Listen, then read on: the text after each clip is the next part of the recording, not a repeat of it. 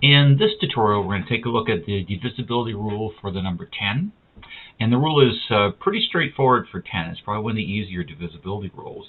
If the number ends in a 0, it's divisible by 10. If it ends in anything else, it's not divisible by 10. So the question is, which of the following are the following numbers divisible by 10? So 840. Now 840 ends in a 0. There's a 0 right there. So that means that 840 is divisible by 10. 2816, it ends in 6, not 0. So 2816 is not divisible by 10. The number 68,300. It ends in a 0. In fact, it doesn't matter how many zeros. There are 2 zeros here, but the second one's irrelevant.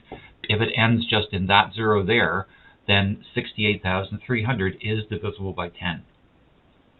And it doesn't matter if you've got a whole bunch of zeros in the middle. The one in the end is the important one.